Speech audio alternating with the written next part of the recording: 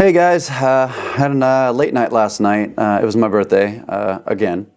A couple days ago, I was actually with my sister, and I said to her, I was like, "Is it bad that I'm annoyed it's my birthday tomorrow?" She kind of looks at me and she's like, "Kind of.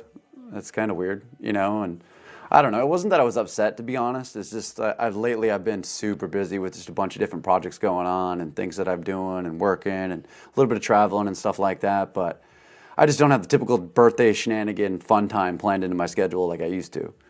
But anyway, the reason I'm continuing to slack on my daily post is because something always seems to come up. But I'm trying to be diligent and stay committed to this and posting every day.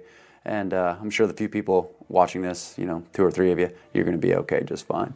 So I wanted to talk a little bit about growing up in a small town and how it tends to shape the people and how they can either adapt to it, which is fine, or they can rise above it or out of it and pursue opportunities that they might not have had access to otherwise.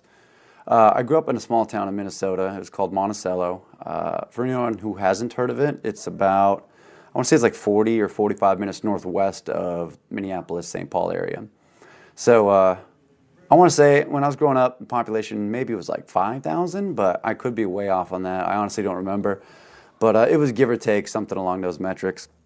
But I grew up in I guess it would be considered a lower middle class family. I don't know what my parents made. I never really paid a whole lot of attention, but it was pretty average. Nothing crazy. I had no complaints. I had a roof over my head.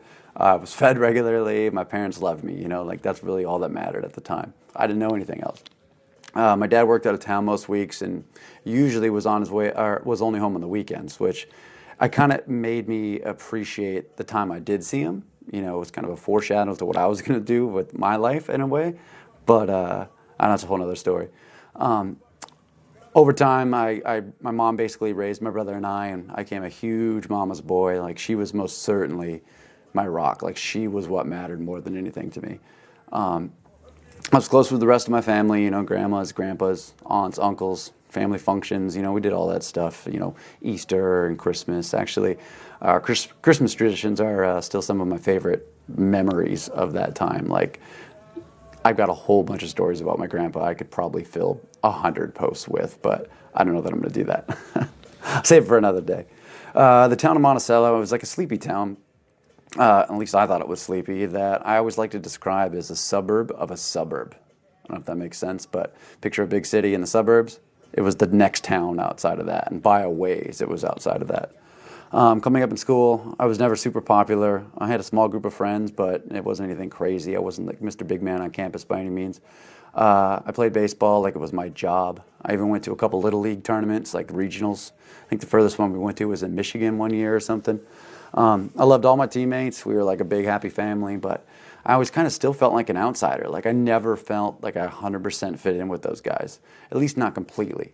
So I was struggling to find my space of what I wanted to do. I knew I wanted to be popular. I knew I wanted people to like me and all that stuff, but I didn't even know where to begin with that. Like, that was beyond my comprehension. So I was relatively introverted. Like, to be honest, I just hadn't found my voice yet. I haven't even felt a personality, for that matter, you know. I knew that I really enjoyed playing baseball, but as it was fitting in with my teammates, you know, like the same thing. Like, I don't think I ever fully was into baseball. There was never that full connection there. I never felt like baseball accepted me. I don't know if that really makes sense, but I thought I loved it. You know, kind of like in a relationship, you tend to think you love someone, but in reality they suck.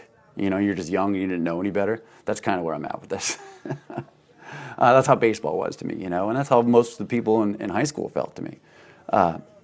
I got along with everybody, but was never close with any particular group. So I just sort of did my own thing, and eventually I linked up with a couple of dudes that rode BMX bikes, and my neighbor, actually, Jared Whalen, he had a BMX bike, and I thought it was like the coolest thing ever. Like, it legitimately spoke to me. And it sounds cliche, but it like was like, hey, this is awesome. I knew it right then and there. It was like the passion, the fire, the spark. Like, we just had a blast.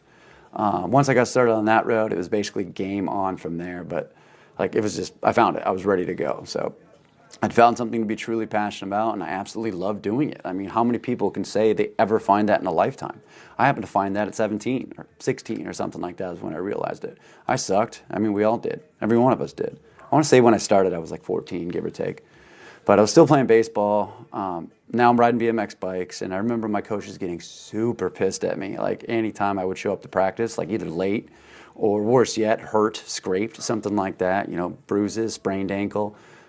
We were starting to like get through middle school into high school, and it was becoming a little bit more competitive now. It wasn't just a bunch of kids. Like they took it pretty serious. But me and my group, we were the outcasts. We were different from everybody at school for the most part. Again, we still got along with everybody, but those suburbs of the suburbs I mentioned earlier, like our town, it started merging together with the other towns, and they started blending into each other. You know, like one town became the same town. So I don't know, but my junior or senior year of high school, I think that little town that I talked about was 10,000 people, give or take. Our class size ballooned to 300, like in our graduating class. And now I know that may sound small to some, but 300 students in what used to be such a small town, it caused a lot of growing pains. Like it went quick. We got all sorts of stuff coming into town. You know, new cliques of people, new teachers moving to town, new businesses coming to town. It kind of boomed a little bit, and it was this whole new dynamic that was exciting yet foreign. And when I say boomed, I don't mean boomed, but you know what I mean. I don't know, it's hard to explain. All I know is I really enjoyed riding bikes. That's what I wanted to do with my life. I had no clue how I would ever pursue it, but my mom taught me and my brother at a very young age that if you find your passion, you run with it. Nothing else matters. Like that's what you stick with. I feel that's been the gift and the curse of my love life up to this point as well. Like I've always been a very passionate person, so I guess it's cursed my love life. It's had me some great flings in my day. I don't know. It's, again, another story for another time. Anyway, I knew that if I was going to do something, you know, anything with riding bikes, I wasn't going to do it in Monticello. I probably wasn't going to do it in Minnesota, so I had to get out of there.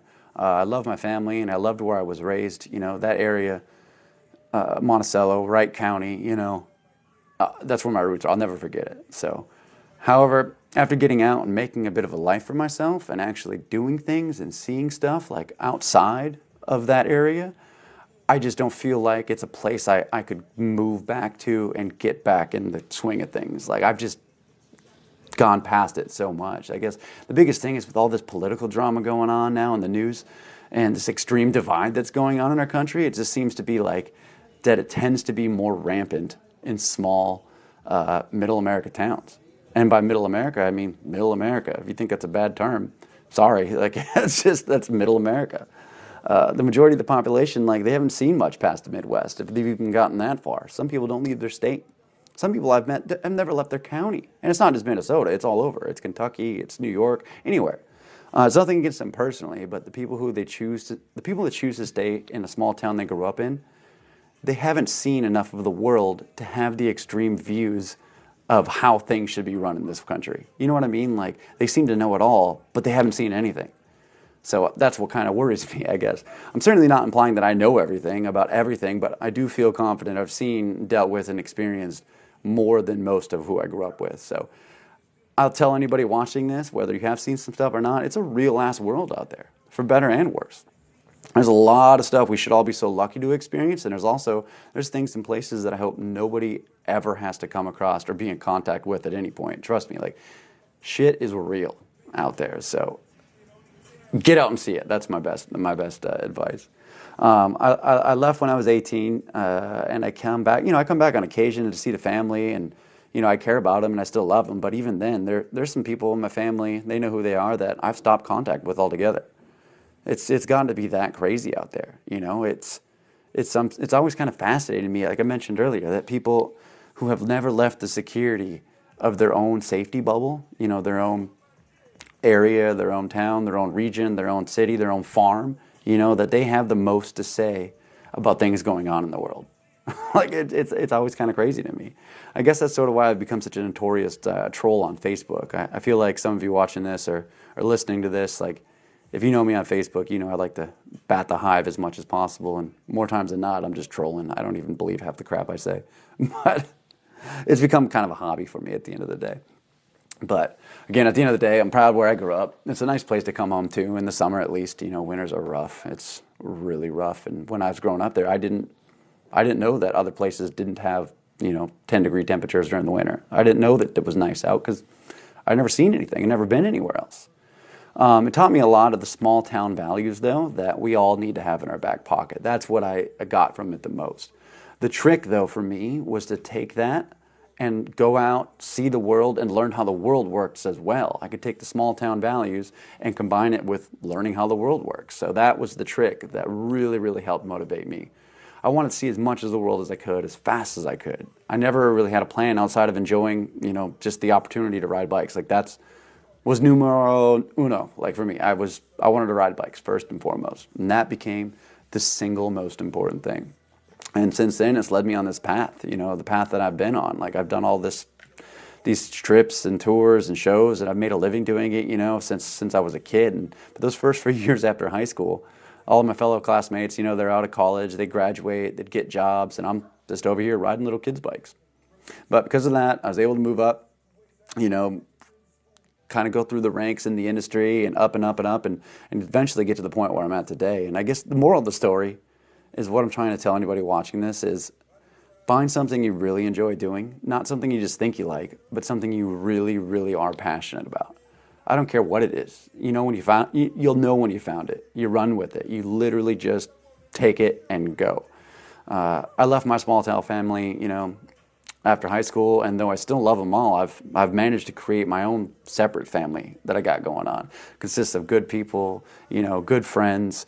And as the saying goes, I don't know if you heard this or not, but you can choose your friends, but you can't choose your family. So whatever friends you do have out there, make sure to choose wisely, pick the good ones. You want to surround yourself with the people that are like-minded, people who want to elevate you, not hold you down, people that want to bring you up to their level. Like the ones that encourage you to succeed and think big, like that's what it's all about. And that's what I've chosen to surround myself with, and that's why I couldn't be happier about it. I hope anyone watching this, no matter where you grew up or growing up maybe, that wherever you are in your life, like find friends and family alike who are positive, who support you and who want to see you succeed no matter the sacrifice. The best example of that would be some parents, like I've heard, will guilt their kids into staying home after high school. Like literally guilt their kids like, oh no, that's dangerous, or we don't want you to go there, or they'll make it so they can't go. They want them to stay close. And I mean, I get it. They love their children. They want the best for them. But what is the best? Who's to say what the best route is? But I'll tell you what, if you ask my mom, she'll tell you that route, you work hard and you always follow your passion no matter the circumstances. And that's what I want to get by. Thanks for watching or listening or whichever you're doing. If you're hearing the audio, I appreciate it. I'm out.